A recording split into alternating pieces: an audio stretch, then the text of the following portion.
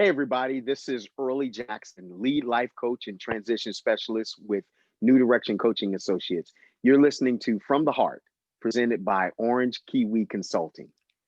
All right, earlier EJ, as we've gotten to know each other, my middle name is Jack, so Edward Jack is my name, Edward Jack Hart, and a lot of my friends call me EJ. I met Early Jackson. Actually, this is one of the first times we've actually been face to face, other than pictures and social media and so forth. But just an honor to talk with EJ. He's on the East Coast in Virginia. I'm on the West Coast in California. So we've affectionately called each other EJ East and EJ West. EJ West. So that might be the last time we say it on this podcast today, but that's anytime we've emailed or talked, that's what we've done. So Early, man, it is so good to see you. It's good to catch up, and thank you for agreeing to come on and be a guest on From the Heart. So, there's a lot going on in this world. I think we're coming out of an election. I don't know. Maybe we're still in it. Nobody really knows yet. Right. But, there are a lot of things going on in our world right now that you're in the heart of because you're on the East Coast right there by DC. I feel like I'm in the heart of it too out here in Southern California. Talk to me, if you could, just a little bit about I guess just starting with your reaction. What's the impact on you? There's been so much going on with our police, with Black Lives Matter, with the election, obviously COVID. Pick a topic and go, I guess, because there's so many different areas we can start. We'll probably hit them all. That's a loaded one, Ed. Yeah, it is. Yeah, it is. Wow. Well, first and foremost, thanks so much for having me. I've always been, I feel like we know each other. We've talked. I know about your initiatives there in California and your heart and your passion. You definitely have the right last name. So. Thank you. That's why the podcast is called From the Heart. And we're going to end there in about an hour, but we'll come back to that. But for those that don't know, my wife and I have a foundation called the Heart Leadership Group. Many of you know that if you listen and watch. And in 2016 and again in 18, we did a Black Business Leader Hall of Fame event with City National Bank, our title sponsor for those events out here in LA. And Early was nice enough to contribute some names and some ideas and a lot of inspiration for what we've done. So that's how we connected 4 years ago. If anybody's wondering, how do these two guys know each other? Because, we're so similar other than the EJ, right? Yeah. They can barely tell us apart. Yeah, we're separated at birth, as they say, right? Yeah. So anyway, sorry, I wanted to give a little bit of background there for folks who didn't know how we connected. That's fine. So I'll jump in and say this, Ed. I dub myself as a hope dealer. I live from the lens that there is some good out there everywhere if you dig far enough and look for it. So when I look at what's going on now, I look at it from a couple of different vantage points. There is a lot of unrest, and what better place than America to have unrest, because that's kind of the heart of who we are. As Americans, we're revolutionists. We believe in certain things very passionately. And as Dr. Martin Luther King said, riot is the voice of revolution. So there is this narrative that there are a couple of narratives depending on which network you watch. I'm not going to call anybody out, but I think right down the middle lane is where the truth is. And what divides us isn't as great as what could join us together. And if I was someone who didn't want to see people put together, I would definitely amplify all of this stuff that's going on. I'd make them say, oh, well, Black Lives Matter is a organization that's it's dangerous. So, all the different things and characteristics and all that stuff. But it's hard to say that stuff to somebody face to face when you hear their story and you have empathy and you connect with them. America is no stranger to the stuff that's been going on.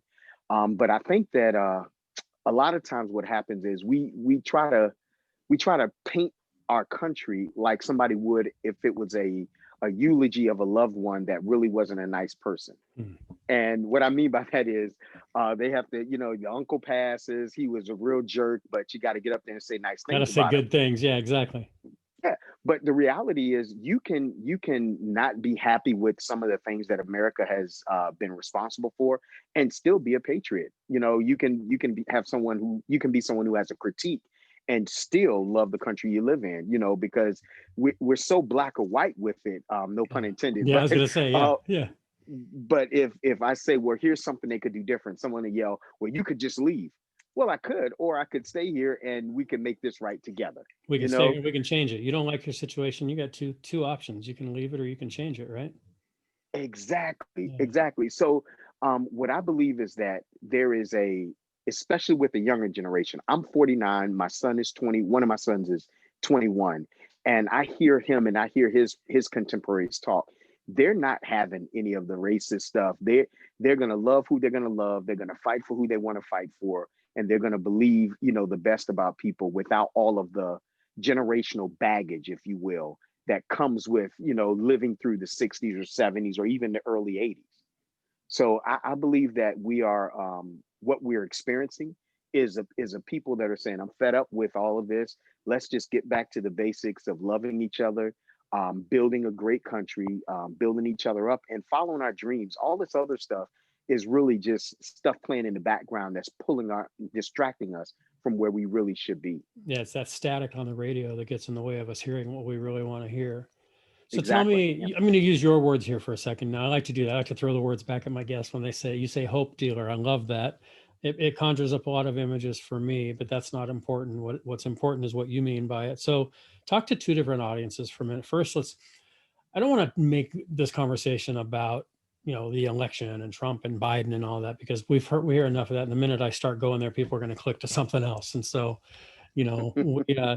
but talk to a person who is fed up, who just really has had enough with all the stuff that's going on in this world, and the other person who really does right now see a ton of hope that things are turning a corner, that we are, shifting into a good space. And again, I don't mean this in a political way, but how do Hmm. you in your role as a hope dealer and I love the some of the titles for your curator of inspiration, a preacher, a writer, a coach, chief empowerment officer. I mean, there's so many ways to describe you, and I agree with all of them from the 4 years I've known you now. Um, talk to first of all, but first of all, what about that person who's just feeling hopeless, whether it's because of the politics, because of the social unrest, because of depression? I know you've battled with that and have your own battles with that in the past. Yeah. Let's first go there. Let's talk to that person who just feels hopeless. Tell me what you would. It's me. I'm on your couch and you're talking to me right now. Wow. So all of the days that you've lived have brought you to where you are right now. And the worst, crappiest day you've ever had, you survived. And wouldn't it be a sad thing to leave the party so early before everything really starts changing? Hmm. That's what I tell people. Um, there's something happening, and whether you're a spiritual person or not a spiritual person, there's something internal that we all sense that uh, some people sense it and say it's doom. Other people sense it and say it's hope. But I believe that what we're sensing is the winds of change. So before you give up now, I would just challenge anyone before they walk out and give up right now. But first of all, give up and go where? Yeah. You know, because What's the tomorrow's better still option, right? Yeah. right. Tomorrow's still going to be Tuesday. Next week is still going to start in December. And at the end of the day, if you give up your hope now, you will miss out on some of the best things that you've been waiting for. And wouldn't it be unfair for us to kind of walk into a new season of life and not have the ones that help forge the way there with us to celebrate? How'd you get through it? Family. I have a real good system. Support system. I was just joking with my wife a couple of weeks ago, and I realized that how wealthy we were, and she kind of chuckled. And Yeah. I said, Yeah. hear me out, hear me Yeah. out. I haven't hit the lottery, but the relationships that we have, the people that we can call and just say, one friend in particular, I'm thinking about it. His name is Chris. I can call him, and without saying a whole bunch, I can say, "Man, it's just one of those days," and he knows what to do. It's like a kind of like a code word or something. He Mhm. goes right into encouragement mode. Um, you know, ridding my circle of real toxic, negative people and filling it with people that are life givers, that are hopeful, that are, because, I always say this, Ed, hope is an airborne disease. Hmm. If you get around two or three people with it, you're going to catch it. Nice. Typically what we're manifesting is what we've been around. So if you want something different, you're gonna have to change your circle and have the gumption to clean out your circle and be intentional about having people in your life that really spark creativity. I have some friends that And it's funny because something good happened for me. And I called one of my friends, Heather, and told her, and she was screaming louder than I was. And she was like, yeah, talk about, 2020, take that, Yeah, yeah. and that Bring it just, on, baby. Here we go. Yeah. yeah, and so those are the kind of people that fill my life on a weekly basis. And I just realized one day, to my wife, I said, we are wealthy. We have friends that care, that when we were going through some challenges, made sure that there was food on the table. We just great people in our lives. That's how I got through it. Talk about one of those great people in your lives early on. I know you talk a lot about your mom, and I've watched your TED Talk when you talked about the Egg McMuffin, and I want to go there in a minute too. But we can talk Egg McMuffins all day because I'm one of those billions, just so you know. Yeah, I love them. I go more the sausage than the Canadian bacon, and I can't do the cheese because I'm dairy allergy. But other than that, bring it on. I love it. But you mentioned in that TED Talk about your mom and her taking you to McDonald's, and I'll put the link to that TED Talk on this too. So if we don't get into the detail of that today, people will still get a chance to see it. Talk about your mom. Wow. So my mom passed when I was 19. I was just joining the army, and she passed that year that I joined. But to take it back, so my mother, I was kind of one of those children that was a surprise. So I'm 49. My cousin is 50. His name is Early as well. And he had the name because they told my mom she had so many problems and so many health issues, she wasn't going to have any more kids. So my aunt, when she had her son, she said, you know what, we want to keep the name Early in the family. It's in my dad's family, and it was really important to him. So they named him Early. And about 6 months later, she got pregnant with me. And it was just a very tumultuous pregnancy from the beginning. They encouraged her to abort because of some the early detections that they had or whatever. Sure. And at right about her 6 months pregnancy, she had full kidney failure. They had to do an emergency C-section. I weighed about 1.7 pounds, and they said, you know what, this guy, if he lives, he's never going to be a really normal guy. He's gonna have some issues. They weren't quite. Yeah, they were pretty on. Yeah, I'm glad you went there because I know you, but not that well. So yeah, so that's funny. You're describing me in a lot of ways, not with the beef, not the the name and pregnancy issues, but I was the surprise. My brothers and sisters say that I was the surprise. I say I was the blessing. The unexpected blessing. There you go. Anyway. Guess who's coming home? Yeah, right. Yeah, exactly. Yep. So after about 3 months in the NICU, in and out of different treatments and things like that, my mom finally brought me home, and she made it her life's mission to make sure I was safe. And this is where I'm very transparent with this story, Ed, because my mom had a lot. Looking back, she had a lot of issues.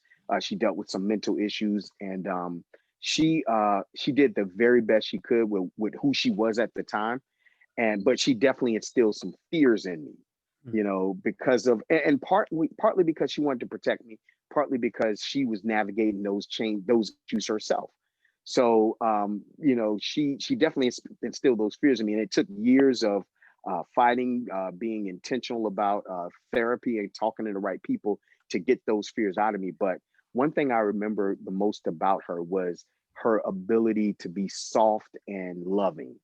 My dad, typical man from that era, no hugs. He wasn't very emotional. His way of showing he loved you was he'd give you $1. Yeah.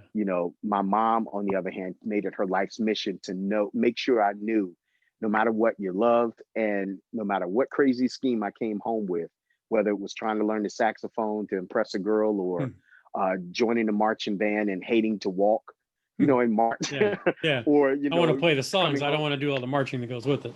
Yeah. Or coming home with a bunch of cardboard and saying, I want to laminate my floor in the bedroom because I want to be a professional break dancer. Nice. She would go, you know what, baby? You can do it, Nice. And she had this That's insatiable belief in you that was contagious. And I think that's where I get that from, where the worst thing you can do is tell me your dream, because I'm going to hound you and brainwash you to believe that you can achieve it. Well, and you do that. I mean, you're part of this organization, and that's how you and I met, as this great Black Speakers Bureau. And my buddy Dan Vandervliet, who works at Cornell, knows, I think Lawrence, is he the founder? Yes, and, Lawrence Watkins. Yep. Yeah, and Lawrence Watkins is a Cornell alum, and that's how I came across you, was through Dan to Lawrence back to you.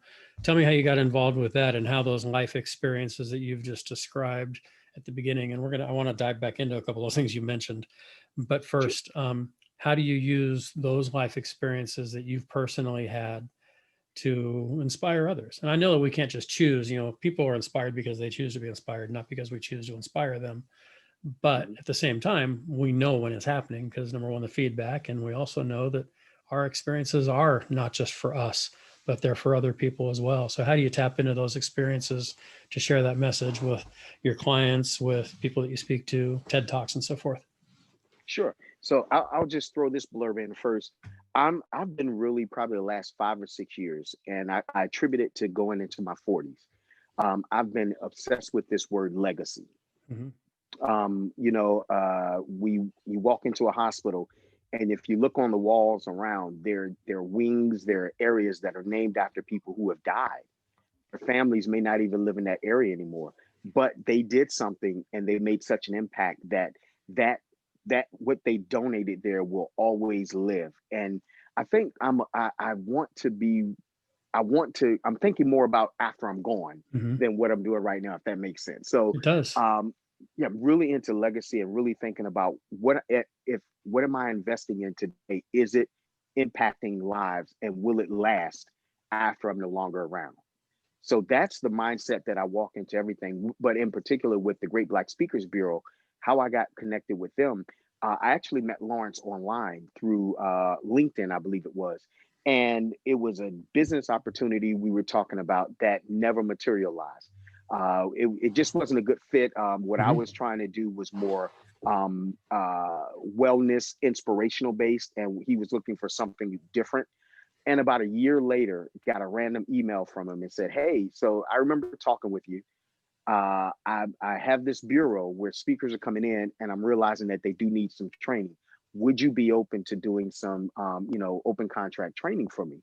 I said, "Yeah." I started out just very loosely, maybe once or twice a month, and then he said, "Hey, so I would like to drive this business and bring in a certain type of speaker. Would you spearhead that?"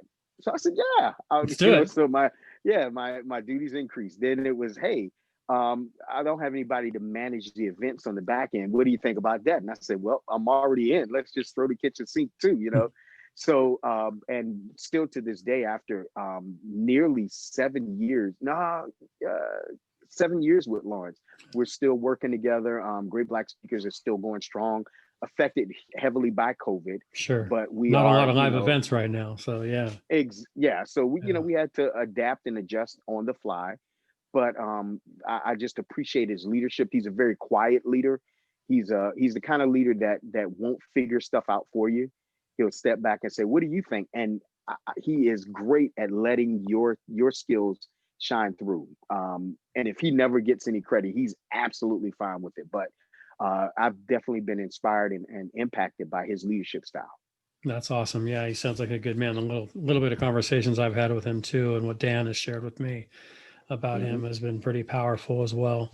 So, you talked about your mom. You've talked about Lawrence. You mentioned Dr. King earlier. When you think about mentors and those that have inspired you over the years, other than the ones that you've already mentioned, does anybody come to mind, famous or not, a coach, a community leader, pastor, anybody in your life? Yeah, so a gentleman comes to mind who I never met. Um, I have worked for his organization before, but never met him. Dr. John Sperling, who is the founder of University of Phoenix.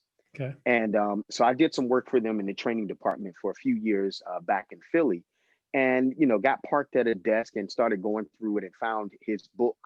It was called Rebel with the Cause, Hmm. and I found that, and they said, well, they used to give those out to everybody. I haven't seen him in a couple of years, so I said, wow, can I have it? Well, yeah, keep it.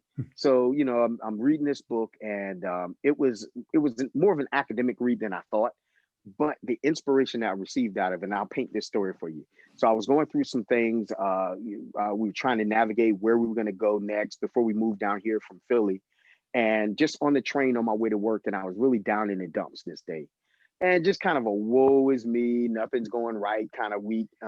So I opened up the book, and the chapter I'm reading, Dr. Sperling was on a red eye from California.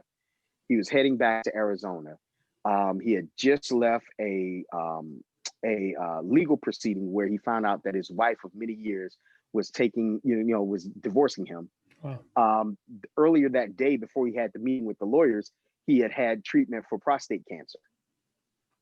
When he landed, he was going straight from there to court because a university in Arizona was suing him over the name University of Phoenix.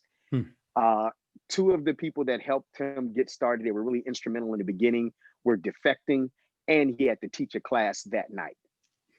So he had a couple of curveballs going at him. Yeah. Yeah. So yeah. I closed the book and I sat back and I said, okay, Early, you can either whine or you can kind of put on your big boy shorts and say, this happens to everybody. And on the other side of all these challenges is the greatest opportunity of your life. And if you let this stop you, how are you going to feel later on knowing that somebody that you admire went through far more than you? And it reminds me of a quote. I've seen it on Instagram a few times. They said, there's somebody out there who had far less than you, who took that and made far more than you're willing to do. And it just kind of that's one of the things that grounds me and brings me back to, you know what? You don't need all the bells and whistles. You don't need everything. You just need the guts to try. Like you said, COVID happened and the studio that you were in that was plush and it was nice. You had to pivot on the move and say, I can stop what I'm doing, or I can figure out how to do it a different way and make it just as good or even better. Yeah. And I'm sitting here and this is my 46th episode and each of them is roughly an hour. And the way I look at this is in 2020, I'm going to remember I just got news this morning that my 71-year-old brother tested positive. And so I'm still dealing, right? I mean, literally in the last couple of hours, I learned this. We think he's okay. I mean, he's got a cough and he's really, really tired, but I don't know what's going to happen at 71. And he's battled with prostate cancer as well. So he has some of those issues already, otherwise very healthy. But so a lot of this stuff is happening in 2020 to people we know and love. But I've had the opportunity, and really I'll use the word blessing, to have now 46 hours of conversation with amazing people like yourself and others who have changed me. I mean, I wasn't intentional when I created this, that this is what it was going to become.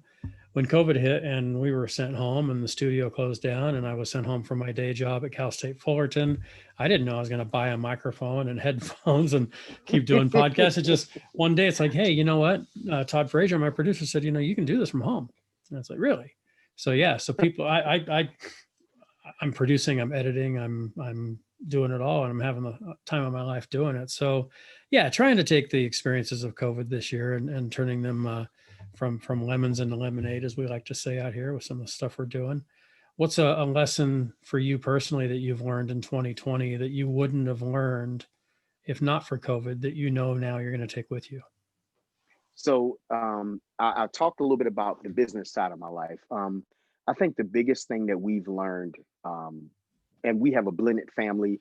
My son moved down from Philadelphia and moved in about a year and a half ago. And everything was great because I was gone, he was gone. My wife is a writer, so she works from home. And then COVID happens. And then I get sent home and he's home a lot. And it really, what it taught me the most was the benefit of having intentional talk times with my family. And, we have, just like with any family, we've had disagreements, we butt heads, we try to figure out how to navigate, parenting an older, child that's not a 5-year-old, he's 21. So just navigating that and, carving out the time to spend time with him, still mentor and be a source of encouragement and guidance for him as well. COVID has taught us to slow down. There was a period of time where we would do our church services online. So that was our morning time to talk, on Sunday mornings. We gather, we talk about what our dreams are. What do you think? What are you trying to do? That'd be an opportunity for us to challenge each other on our goals. And it really taught me that if you've got a good home base, you can do anything. That's really good. Yeah. How many meals would you say you and your family had together on a weekly basis prior to COVID versus now? We'd pass each other, while we were making Uber Eats, orders, and but yeah, definitely made us slow down, eat together more. Sunday evenings were really a fun time in the beginning, before my son's schedule changed, because that was movie time, uh, food, and yeah, like you said, we just got busy with everything. Everything was, and then when we started losing family members, it really hits you like, wow, you could just miss out on some good times with people because you just wanted to return emails. Those Yeah. emails are going to be there tomorrow Yeah. or later on. Put the phone down, focus on who's in front of you, and really engage. My wife's favorite word for me is make sure you're present. So that's what I've been practicing. Yeah. When your wife tells you to be present, that she's also telling you something else you haven't been. So yeah, I'm tired of yeah, looking at the top. She said, I'm yeah. tired of looking at the top of your fedoras. Look at me, There you because go. I'm No, always like this. and I think that's a great lesson for all of us, really. I appreciate you sharing that because I've had those thoughts and you're putting it into words that I hadn't really processed. But I think that we're taking these experiences that we're having and hopefully the changes that we're each making in our lives and in our families will stick with us. It's real easy in time of, when we're in the foxhole and the grenades are going off and the bullets are flying over our heads, to pray and to repent and to say, oh, if you get me through this, God, I'm going to do this. And so my Right. fear is that we're in the foxhole right now. And Hmm. then post COVID and vaccines and everything's kind of back to whatever, I'm doing the air quotes for those that are just listening. Um, then we get back to that normal. Now we're out of the foxhole. It's like, dear God, please help me find my keys. Oh, never mind, I got them. It's like Yep. Yep. we don't give him credit for what he just did, and we don't need to go all into that. But still, my hope is that we'll take these lessons that we're learning and do more family meals and more talk times on Sundays and so forth. You're pointing. Go Yeah. ahead. You have a thought. I Yeah. want. Yeah. You said something about normal. I wonder, and this is just my weird thinking, but I wonder what normal will look like. Yeah. Do we even go back to what is normal? I think that this is such a once in a generational kind of a disruption that I don't know that we're gonna go back to normal as normal was. I believe that a great majority of people are really gonna walk away with these lasting uh, changes that have happened as a result of COVID, because you see how good it is. Yeah. You know, my wife and I's relationship this year has never been better. Mhm. Because we've had some tough conversations. Where are you going? Everything's closed down. No Yeah. movies. Yeah. And we went to the movies almost every Friday. That was our Mhm. thing, every Friday. And I realized that just going to a movie isn't really a whole lot of quality time because you're not talking. Right. You're staring at a You screen know, for a couple hours. Yeah. which we could do at home. Yep. But with the movies closed and Walmart, reduced hours, Target reduced hours, Yeah. we spent a lot of time talking and worked through some, how you have those issues that are kind of in your periphery, but they're not really major issues. We were able to pull those in and say, so what do you think about this? How are we going to navigate this part of our life? And I don't see me going back or our family going back Yeah. to anything other than that, because we've benefited so much from it. My wife and I now have a routine. We would try to get breakfast together, a cup of coffee together, as many mornings as we could before I had to make my hour drive to the office every morning. Well, this year my commute is 22 steps from my bedroom down the hall to my office here upstairs in the house. So we Right. just about every morning, the mornings that we don't get to have coffee and a little breakfast together on the back patio or in the living room or what have you. Now it's the Mm. living room in front of the Christmas tree, which she just put up over the weekend. Yeah, she's Mrs. Claus. The house is the North Pole now. I love it. Um, you In know, October, I yeah, love it. yeah. Oh, I we're no, love we're it. November now. We're into November now. Oh, because So we're in November. Never yeah, mind. see, Never time mind. just flies, doesn't it? But now the times that we don't get together is the exception, whereas before the time together was the exception. And like you, would go to movies a Mhm. lot too. So yeah, I think that as a society, I read about this, I hear about it, I talk with other guests about it. My wife and I, my family, we're really focusing, I think, on the stuff that matters more than anything Mhm. else. What have you seen around you on the East Coast where you are now? My perception of what's going on the streets and in DC and in Virginia where you are and up in Portland and other places is only what I see on the news. When Mhm. you're out there, what are you seeing? I mean, obviously you come from a different culture and background than I do. You grew up a Black American. I'm a white American in a very conservative area of the country.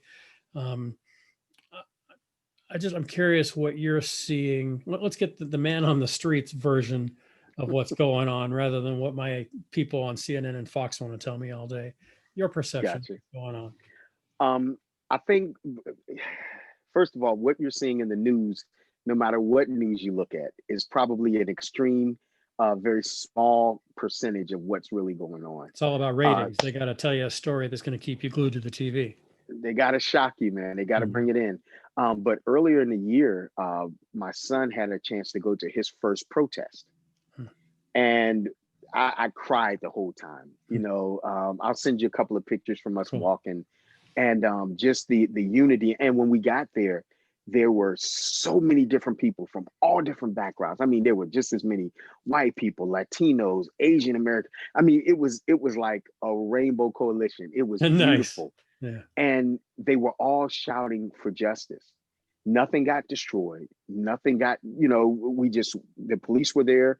There were even police that we had a chance to honor there and everything. But just being able to see the passion of people. And that's why I believe that this is a people's movement.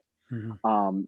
That it's not as far left or far right. It's just people who want something in the middle, and they're willing. I saw Democrats and Republicans at this particular protest. So, I believe that what we're seeing is people that are hungry for change, and they're willing to work together regardless of differences. So, like, for instance, the Catholic archdiocese that's here in this area of Virginia is working with local Black Lives Matter organizations. So, Nice. two You organizations think that couldn't totally be opposed that, yeah. couldn't be more different than each other, but they're coming together. I just participated in a college. They did a month-long conversation that they recorded called "Race in America," where they had the lieutenant colonel from the police department here locally. We talked to a police high-ranking police official from Chicago. We had him on Zoom. So it just to hear the conversation and hear the passion in their voice. One of the officers was white, the other one was Black, and to hear that they were talking the same thing. They had the same mission. In fact, the white officer that's local here, he's finishing up a book he wrote because he found out that there were two Black officers who were killed way back in the day during a time where segregation was still a thing, Mm. and they were never honored with a full, kind of, you know, hero's funeral. Yeah. So he's getting all the information because he's going to see to it that they have they get that honor bestowed on them, and he's writing a book about their lives. So I've just, this stuff has brought out people that I would have never had a chance to communicate with, but we're all kind of looking over our fences and getting together and saying, hey, what can I do to help you? What can you do to help me? So that because we all have the same goal, and that's peace. It goes back to that word you mentioned earlier, that he's looking out for these two Black cops who were killed. That word of legacy, the Yep. legacy, the impact that those gentlemen are making now, that he's making on honoring them. They're not here to see it, but their families certainly are. And that they're deeply touched by what he's doing. So yeah, Absolutely. I work, most of my work, as I think is with family businesses. Predominantly I run a center for family business at Cal State Fullerton, and my wife and I have our organization, Heart Leadership Group, which honors and works and educates family businesses literally around the world now that we're in COVID. I mean, the silver lining for us in this is that I can have a conversation with you from 3,000 miles away, which I could have done Hmm. before, but we weren't thinking in terms of Zoom 10 months ago. Right. We can have families from Vietnam and South America and all over the country and Canada on a lot of the things that we're doing. So that word in family business comes up a lot, and that word is legacy, because not only are they focused on, the day-to-day operation of their business today, but they're really looking at what is the legacy that they're trying to leave behind in their business for their kids and so forth. I think I know the answer to this, and you've already touched on it, but I'm going to ask you anyway, because that's what I like to do. Redundancy is the key to learning, right? I work at a university, and repetition is how we learn. What do you want your legacy to be? Let's go to that tombstone for a moment, because you mentioned that a lot of times our efforts aren't, I'm paraphrasing you, our efforts aren't recognized until we're gone. Whether it's the what's on the tombstone or what do you want them to say at your funeral, just what do you hope that when I talk, or when my kids talk to your kids and they're talking about you, what do you want them to say? What do you hope they say? Wow. That being around him was inspirational and infectious. that you couldn't help but want to. I want people to say, when I was around him, when I left, it made me want to do X, Y, and Z. You know, I used to think when I was younger, I cared whether people thought I was perfect or whether they thought I was doing a good job. I found out people really don't care about that stuff, because if you're human, there are going to be people that see your legacy from different angles. You know, Yeah. depending on who you talk to, they have, you know, there's certain people that have a certain mindset about even Dr. King, you know, and what his legacy should be or shouldn't be. And that you can argue for days, but what you can't deny is that he impacted his generation forward, Yeah. that he left words that are still ringing true and inspiring babies, you know, all these years later. So that's what concerns me, is that when people leave, when I leave their presence, they feel like they can accomplish something just a little bit more than what they were doing before they met me.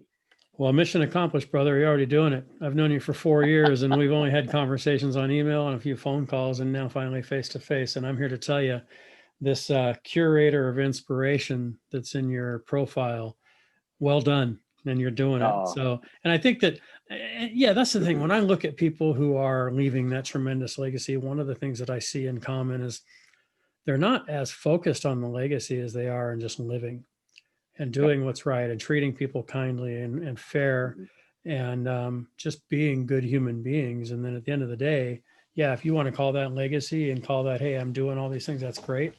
But I know for me anyway, when I'm trying hard to inspire, trying to motivate, is when I'm probably least inspiring and least Mhm. motivating.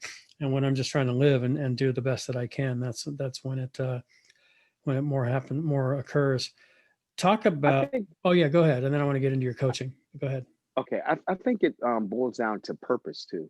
Yeah. You know, when you know the purpose for something, you can use it properly. So when my wife and I moved from Philadelphia down here, uh, I stopped working about 3 weeks before she did. She had to work almost up until the weekend before we left. So I got a chance to do something that most guys never get to do, most husbands never get to do, and that's actually pack up a house without the missus, you know, right over your shoulder. Sure. So, you know, I would go up in the attic. As soon as she'd leave for work, I'd go up in the attic and just start pulling boxes. And honestly, Ed, if it had this much dust on it, I didn't even look in the box. Hmm. It just goes. So Because I if we hadn't looked needed at it something, in enough time to collect that dust. I don't need it, right? is that right? What can I need out of here that's so desperate that I haven't seen in 5 years? So we get down here and we go right away and buy a bookshelf from Walmart and some other things. And she says, "Great, let's put it together. Where's the toolbox?"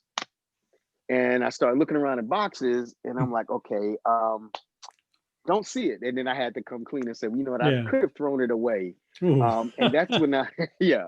So I was putting up, I was trying to nail things into the wall with the butt end of a butter knife. Butter knife. I love that.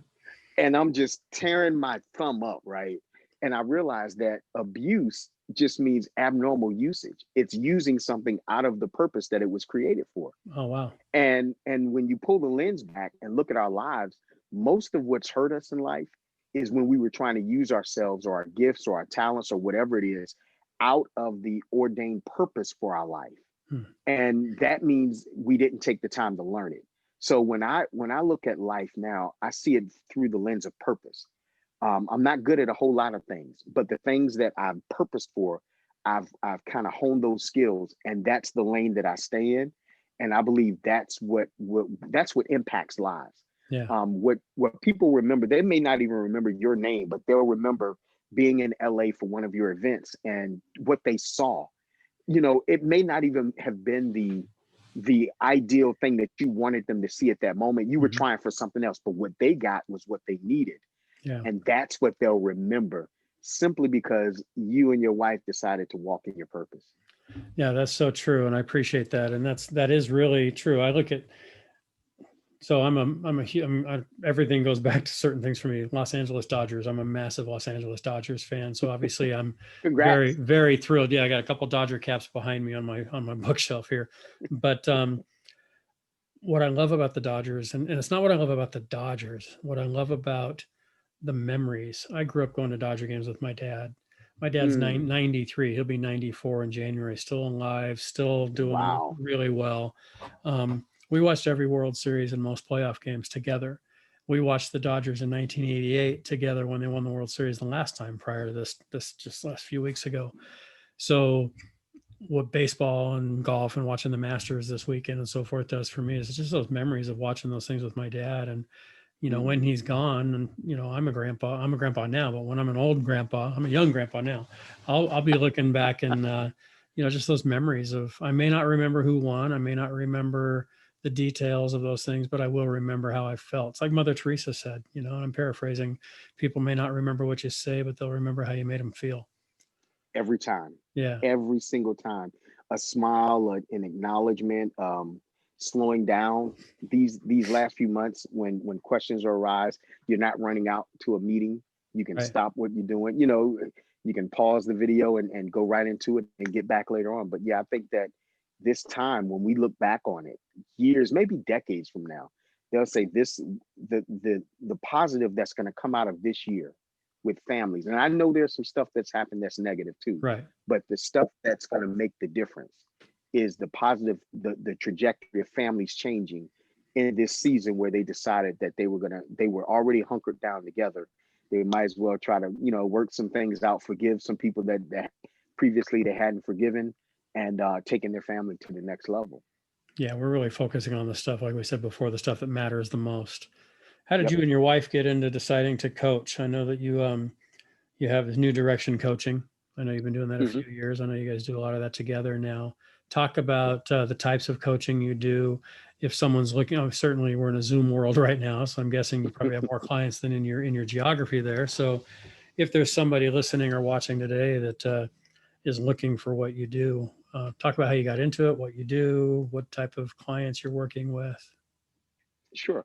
So, New Direction Coaching Associates came from New Direction Christian Center. So, my wife and I pastored in Philadelphia for many years, and just felt like that part of our journey was changing into more one on one and group coaching. So, before that, I had a background in management and sales. She had a background 14 years plus in HR. So, we knew corporate America. We knew I'd done some training for different companies. So as we'd pastor on Sundays, and then Monday through Friday, we'd work with those same people, because there's no way, whatever religious, surroundings you have, that one deposit per week is not enough to get you where you Yeah. need to go. There needs to be some home application. And we realized that our best kind of effect or effectiveness was coming from working with people, helping them Monday through Friday, and helping them with the issues that have been holding them back, that weren't just, spiritual issues. So we were doing that. And when we stopped pastoring, we realized, you know what, we should just go ahead and do some coaching. We were in a really bad car accident that ended us, we're rehabbing for a few months and weren't working anyway. We just went on ahead and got our certifications from this particular coaching firm online. And from there, it was, we already had clients because we Hmm. had people that we had been speaking into their lives, and we just kind of took it up, put marketing plan to passion, and came up with the business model of new direction coaching. So what we do is, I like to say, we specialize in transition. So whether it's you're transitioning from single to divorce, divorce to single, cubicleville to entrepreneurship, or just a new part of life, that's kind of what we do. We work with you to figure out what needs to happen next so that you can make a smooth transition. And what I find is that people, how can I put, people pretty much mix up change and transition together. So they'll say, they use those words interchangeably, but really change is what happens to you.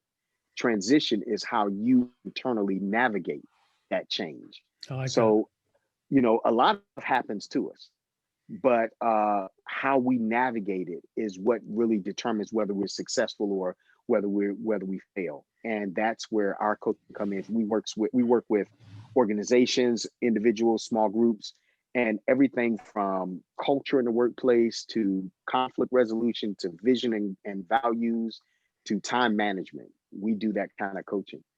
So you're getting a lot of that right now. There's a lot of there's a lot of change in this world. We're reacting to a lot of the Yes, change around us, but we're also transitioning and responding to a lot of I like that difference between reacting and responding. You react to yeah, medication, it's probably not going well. You respond to medication, you're getting better.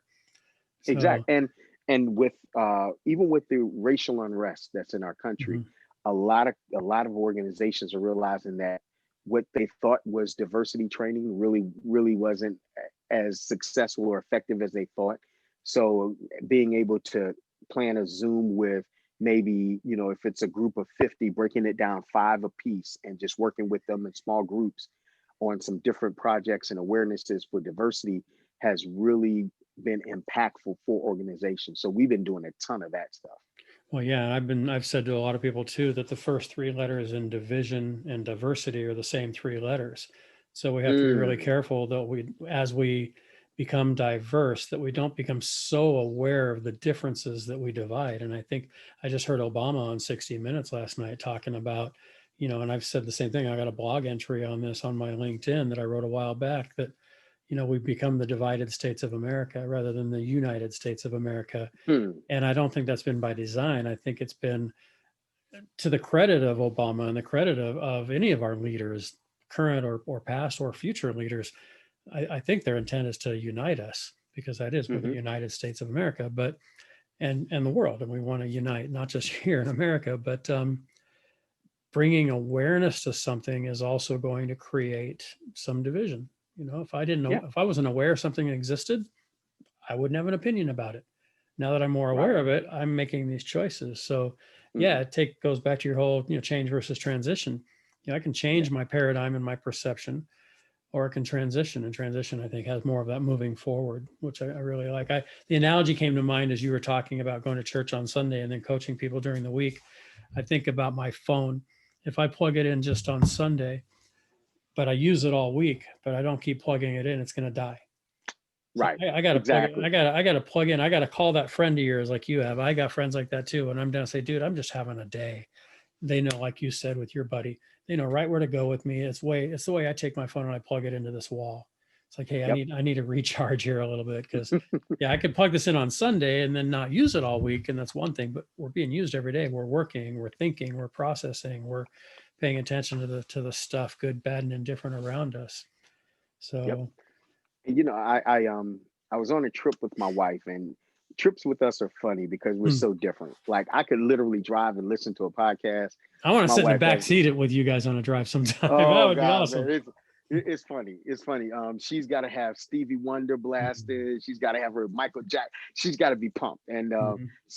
but before we leave, I literally write a list of things we need to bring. I check her bag. I check my. I'm that guy. And Mhm. she's just whatever, whatever. And so I would tell her, all right, we're leaving at 5:30, so probably get up, grab a snack, because my first stop is going to be around this time, and then if we push it, because I'm always trying to beat the time You from just got last it time. all mapped out going through. Exactly. So we're driving one day, and we're going from PA to Cleveland. And she wakes up, not wake up. She kind of zoned out, and she comes back and says, "I'm starving." And I said, "Well, we're not scheduled to stop right now." And she That goes, went well. "Okay."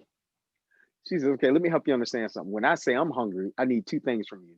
I need empathy and I need urgency." And And I need food. and Yeah. yeah. So that means, feel what I'm feeling and stop very quickly. Mhm. And what I tell people is that what's gonna bring us together is those two things. Empathy for the person that doesn't look like you, doesn't talk like you, doesn't act like you, and urgency to fill that gap of space between you two. I love that. When we walk in that, it brings us together. And like I said, it's hard to be mean. And I mean, there are tons of keyboard warriors. I'm sure somebody's listening and they Mhm. could find something they don't like and they'll make a comment about it on this. Yeah. But it's hard to do that face to face with someone who shared their story with you and they've heard your story. When you start intertwining lives, I think we can celebrate the diversity but embrace the difference, Yeah. and that's where we see real change. Yeah. I use sports as the analogy, and I've already brought it up a couple times today, but not everybody's a right fielder. You need a shortstop and a third baseman and a pitcher and a catcher. You need Mm, everybody who has different talents, and when we pool our talents together, we become this great team of humanity. And yeah, that's what I want to see. I mean, I want to see, and I think, someone asked my wife in 2018. So we did our first Black Business Leader Hall of Fame event in 2016. For a variety of reasons, we skipped a year. We had a death in the family with my mom, and we had a few other personal things. And our sponsor had some reasons not to do it in 2017. After the event in 2018, we were on the campus at USC, and a reporter came up and asked Lorianne, why you guys? I mean, for those that don't know, I'm a Caucasian guy who grew up in Orange County, California. My wife's Caucasian, also grew up in Orange County. We met in high school, So the question was, why you guys? And her response was, because it doesn't make sense. And I thought about that. It's like, there's two reasons to do things in this world: because it does make sense, and because it doesn't make sense. And I think, and she expanded on that, and I would be paraphrasing and even robbing that moment if I even tried to go there. But for me, I internalized her answer because I thought, the first year we did it, 2016, we're calling people, inviting people, selling tickets. We get 350 people in this amazing venue in Pasadena, California, and a lot which of is people in the huge. audience. Yeah, it's massive. We got that many people for a first event. We were just thrilled. I think when I walked up to the podium and welcomed everybody and said, I'm Ed Hart of Hart Leadership, I got, that's not who I thought it was going to be. It's like, and Wait, again, honey, that's a white guy. Yeah, one second. I'm glad you said it. Yeah. And after the event, people walking up and, remember that day when we used to be able to hug people walking up and hugging us and thanking us. And that's not Wow. not why we did it. We did it because it just felt like it was in our heart. And, I think that as a society, we need to follow our hearts more and get out of our heads. And I think that's where we run into some of these division issues and Absolutely. the tensions and the anxieties that we're all facing, whether it's personal depression or whether it's, sorry, I'm vamping here. And this interview is about you, not about me. People are tired of hearing my voice. So I'll wrap with this. You're And just, the whole idea that we need to embrace the differences. Here we are, Black guy in Virginia, white guy in Southern California. We've known each other through email and phone calls for 4 years, first face-to-face conversation. And like you said at the beginning, I feel like we know each other, and you're one of these guys that if I'm having a bad day, I'm going to call and you get it, just like you can with me. Absolutely. So we got to embrace the differences, because that's what I think makes us powerful as human beings. Glancing down at my notes, just because I know we're getting up on an hour here, and I got all day, but I just want to be cognizant of your time. Tell me the Egg McMuffin story. I know it's a 13-minute TED Talk, and we're going to link that on here, but tell me, you didn't tell that story at that TED Talk, 6 years ago, just because you like Egg McMuffins. Tell the meaning behind that story, if you don't mind. Not at all. So my mom, like I mentioned earlier, there was a lot of illness growing up. I never watched her run across a field with me to play ball or anything. She was always sickly, but she could drive. And one of the things that we used to do was her time with me, because there's such a gap between me and my older siblings, was she would drive me to school most mornings, and we'd stop and get an Egg McMuffin, or sometimes it was something different, but it was usually that Egg McMuffin, and we'd sit in the parking lot at that McDonald's, and if I close my eyes, I can see where the trash can was. I can remember what the color houses were off in the distance. She was in I'm gonna take you back, a burgundy Mercury Cougar. Nice. That goes back. Yeah, man. I'm a couple years older than you, but I grew up in the 70s, so I get it. And the lights did the thing where they come up in the front, so it was really cool. But anyway, so we'd sit in the front seat of that Cougar, and she just talked, and those were times where she was very vulnerable. She, maybe talk about, the fear of a new doctor's appointment, or she hadn't been feeling well, or her and my dad were going through some things, so she'd voice some of those things right there, and I could tell her, because I was a real anxious kid, and really depressed, and I went through some things during that period. So going to school for me was always filled with anxiety. But what would quell that was sitting in the parking lot for that 10 minutes while I gobbled down the Egg McMuffin. Sometimes we just listened to the radio, and then she dropped me off at school. And for some reason, Ed, those little encounters made me feel like I could make it through the day. And I never got a chance to ask her why she did it, because half the time she just have a cup of coffee. She wouldn't even eat anyway. But I think it was more so her way of letting me know, okay, you got a tough day ahead of you, but you're going to be okay because I have tough days too. But we got this time together. And, I'd look forward to that all the time. At least 3 times a week, we do that. And it was something that we didn't even talk about in the rest of the day or the house or anything. It was just, okay, let's get you to school. And, boom, I know we'd stop right there at that McDonald's and we'd have our little meal and it'd be our little time together, and when she passed when I was 19, it made that memory that much more precious. I'll bet that when you became a parent, we're a blended family. I'm a stepdad. I've got I got 3 stepkids, and then my youngest is my niece, who's our daughter. And there's a whole other story for another hour there. But I look at the lessons, and those my dad took me to golf lessons all through growing up. Number one, because I wanted to learn how to play golf, but more than anything else, I think he would tell you, and he'll listen to this probably soon, that it was about that time that we got together. So as I became a dad, I recognized that a lot of the things that he and my mom did for me, I started to recognize why. And I think that you see that now. You talked about it earlier, those Sunday morning, conversations with your son, those meals together. Like you said, he early shared something in this TED Talk I love. We think back about all of and I've watched it a few times and I watched it again today and prep for this conversation. So it's fresh in my mind that we think back about those great memories with our families, with our kids, with our mom. In your case, there's always food. Always. There's always turkey, food. there's ham, there's pot roast, to quote you, potato salad, or there's something. there's an egg McMuffin and a cup of coffee. It's not about the what. I love that. So how have you used those experiences with your mom now that you're a dad? Well, again, being intentional, realizing that just like in her life, she was aware of how sick she was. So she was never, you know, naive about that. Meaning, if she had, some people have really nice perfume and they say, "Well, I only wear this on special occasion." My mom wore her special perfume every day.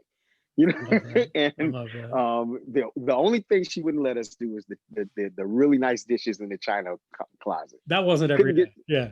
No, those were once a year, twice a year, maybe. But the other stuff, nice hats, nice clothes. And what it taught me was that we really don't know what tomorrow's going to bring.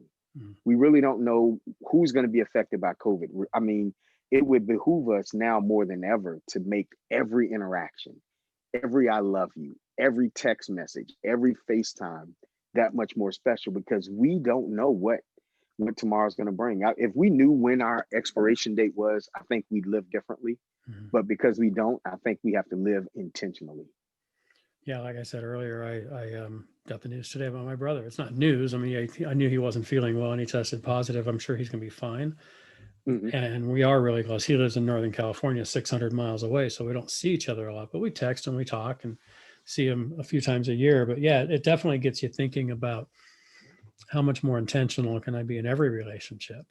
When we click X on this conversation and save it and upload it, and you go back to, your life and I go back to mine, the next thing I want to do is go make sure that I have a little bit more intentionality with my wife and my daughter and my grandsons and anybody else that comes into my life today, to have a little bit more quality time. Your job title, Chief Empowerment Officer. Last 2 questions. This one's going to be, when you talk about empowerment, why that title? What does empowerment mean to you? So growing up the way I grew up, just in poverty after my mom and dad split, we had a kind of a rags to riches and reverse situation. So when my dad and my mom were together, he had his house built. He owned a construction company. When they left, he kind of went and started a new family, and we went from a manicured lawn to the projects. And culture shock for me and my family, but that was just our lot in life. And for the first time ever, I knew what food stamps were. And going to those different departments, and my mom would kind of drag me with her, and to hear how people talk to you when they knew you needed help impacted me. And the reason why I use the word empower more than I do help is because help implies a deficiency on the person that's receiving it. Oh, let me help you with your bills Mhm. because obviously you don't have enough.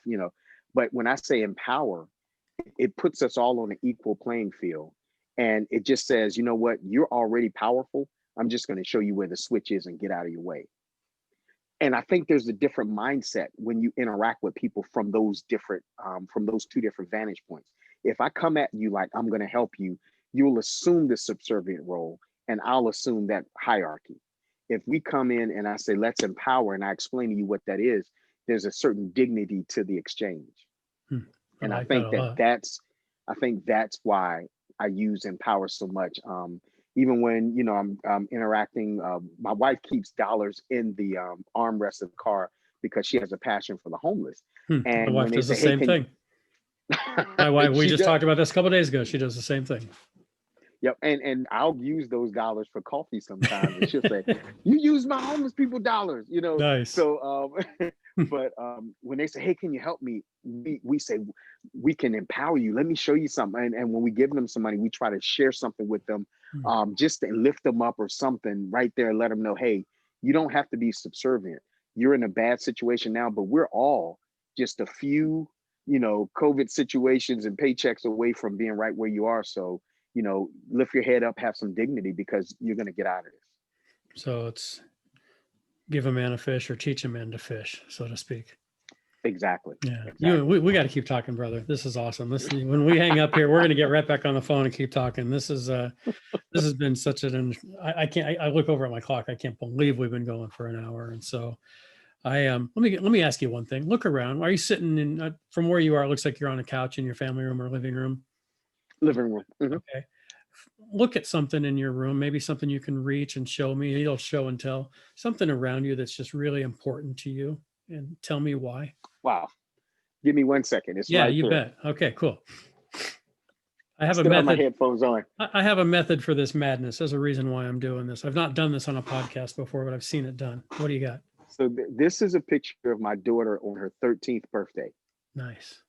So she's my youngest daughter. She is 24 now.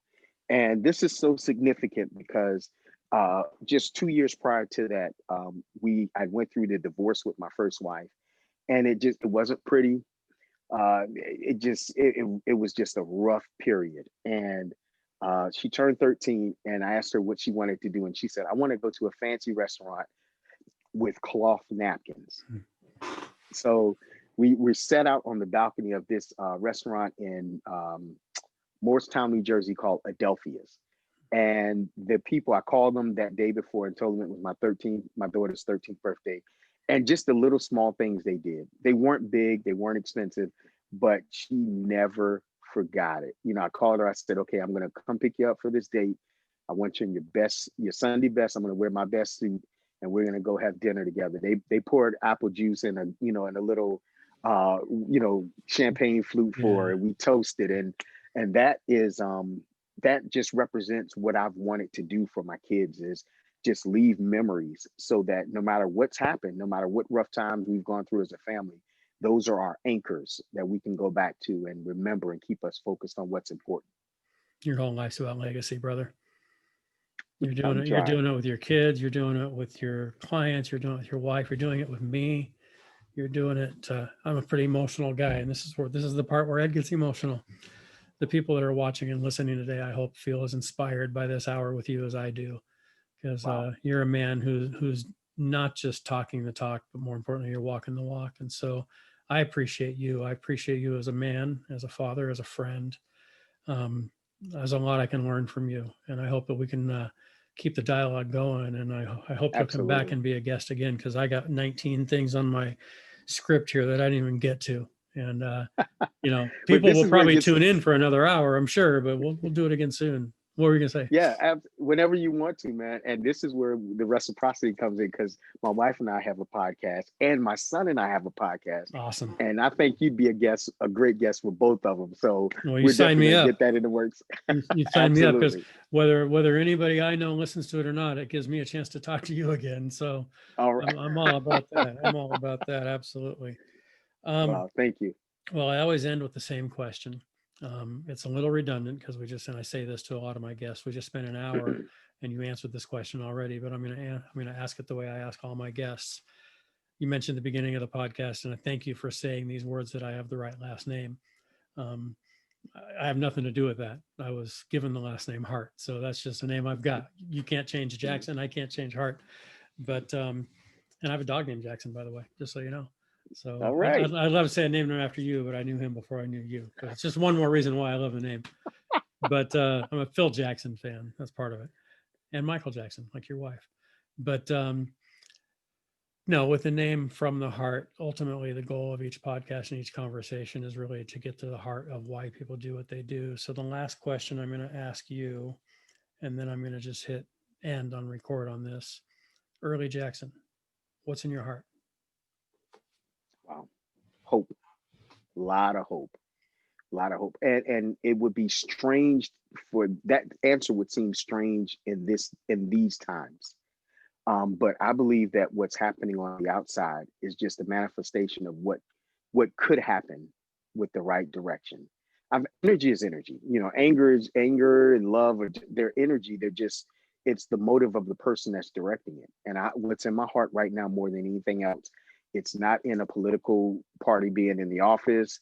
It's not in, somebody agreeing with my way of doing what I do. It's the hope that we all will tune in and listen to our hearts, because if we do that, there is something in us that's going to pull out the good, and we're going to be okay.